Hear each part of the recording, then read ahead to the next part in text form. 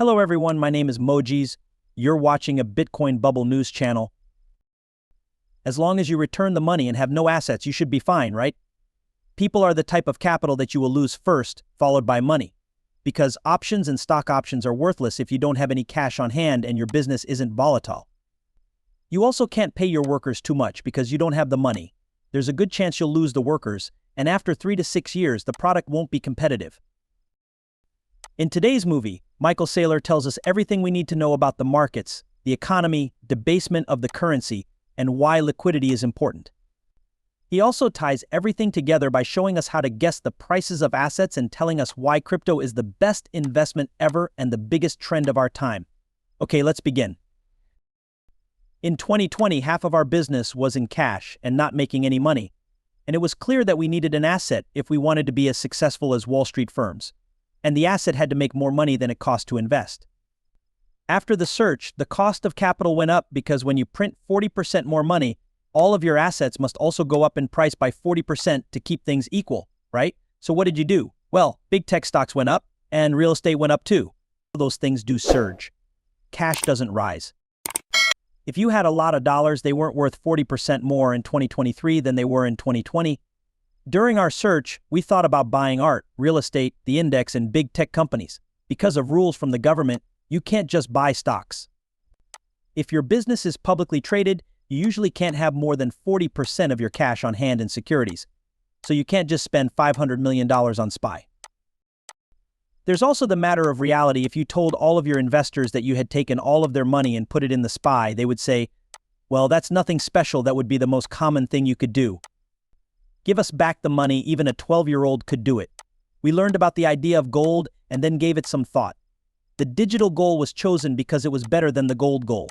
If there was a non-sovereign way to store value that wasn't a sovereign currency, it would be hard money.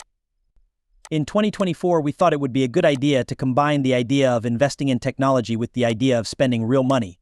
This would give us all the benefits of Apple, Google, Facebook, and Amazon, as well as a big tech global dominant network. And at the time, it was the only sensible thing to do. Either we give the money back to the owners, which is a quick death, or we don't. As long as you return the money and have no assets, you should be fine, right? People are the type of capital that you will lose first, followed by money. The choices don't have any value if you don't have any cash on hand and your business isn't changing much. No one can buy or sell stock options. You don't have enough money to pay your workers too much, so it's likely that you'll lose the workers. 3 to 6 years from now, the goods won't be able to compete. That's why the quick death wasn't so great. You might as well sell the business if you're going to do that. The slow death is set on $600 million in cash. With that much cash, we could run a business at a loss for 20 years, but you're just waiting to die, right? You can't beat Microsoft, Amazon, Facebook, and Google. Staying inside your fortress while the army is outside is like hiding. They are going to kill you by starving you. Okay, so I have enough food for 7 years in my citadel. But they're going to burn down all of my farms, dam my water supply, and take over the rest of the world while I'm here. People will have forgotten about me when I come out again in 7 years. That's not good. Last but not least, you ride out of the fortress, take a chance, choose a side, join the fight, and make a choice. And, at the time, Team Bitcoin was the clear choice. The crypto movement was the clear movement. Plus, there was a lot of risk, but the other choice was to die slowly or quickly. Analysts think that US Spot Ethereum ETFs will start trading by late June after BlackRock changed a key file on May 29th. BlackRock changed the forms for its Ethereum Trust shares more than a week after the SEC approved its 19 bits. You both need to get permission to trade the ETF. Rest will soon come after this good sign. Bloomberg ETF expert Eric Bynes said on May 29th that 2NC remarks might be found in a later round, but that the offer is likely to come out at the end of June. On July 4th, he said that an earlier clearance was not likely. It is said that BlackRock's updated S1 shows producers in the SEC are moving quickly to launch Ethereum ETFs. James Safe Art is an expert for Bloomberg ETFs.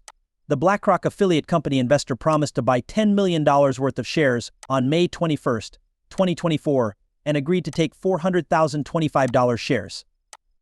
This was revealed by the seed capital investor. Trading will begin on May 21st. The Fed said that the filing showed that the ETF would trade as an ETF. A document shows that Hicks pulled its spot Ethereum ETF bid the day after the SEC gave the go-ahead for it to happen with BlackRock and 7 other producers. Hash no longer plans to launch a single asset ETF, says Cointelegraph. Analysts think that ETH will reach new highs, just like Wall Street thinks that W3 will go up.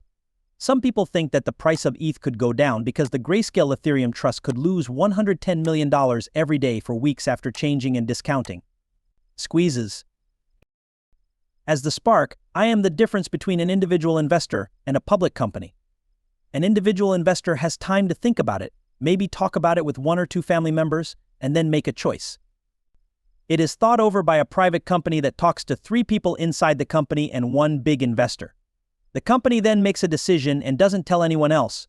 For a public company, you would need to convince the CFO, the general counsel, the CEO, and maybe even the head of technology. Then you need to get the leaders to agree. The managers, directors, and officers need to get on the same page. Then you need to get agreement from the outside auditor and the outside lawyer. After you think about those 2, you need to get the outside owners in the public company to agree. The trouble with investors is that they change every morning at 9:30, and by 4 p.m., you have different buyers. You need to give a lot of thought to how you talk to, telegraph, and reach an agreement with the clients. For this reason, public companies are interesting. On the one hand, they're like a 19-legged race, a fight, or something. Building harmony among many groups that have different amounts of knowledge and different priorities is like a very complicated dance. You understand that the lawyer for the company doesn't want you to be sued. The owners are responsible to the company. Some buyers believe one thing, while others believe something else. That's the problem or challenge. You have to find a balance between all of those groups. And the good thing is that when a public company does something, it does it big. So when we finally did something, it was a $250 million deal to buy Bitcoin. I wanted to do $500 million, but $250 million was the best we could do. At the same time, we decided to buy back $250 million worth of our own stock. This was done as a safety net for all the shareholders who were worried about the strategy and wanted to get out of the business at a profit. That was our move. But looking back, $250 million was probably the biggest public buy of Bitcoin that anyone had ever admitted to or that the world had ever seen. It's possible that the government or other investors put in more money, but we don't know about them and can't trust them, right? 12 of them are from you. Yes, and after we did that, we were able to do the next one. If you can get all of your interests to work together, public companies are very powerful tools. It would be very powerful to get a country to support Bitcoin, just like countries are strong. There are just too many groups for you to please. So the activity turns into one about politics, manners, and diplomacy. Since more than 10 weeks ago, Bitcoin prices have been around $10,000. There have been many attempts to break above $72,000 or drop below $60,000, but no new all-time highs have been hit. Traders aren't sure what to do because Bitcoin's price has been stuck in a narrow range. A famous expert named Don Criptrade says that Bitcoin has been trading near its previous cycle high for about 11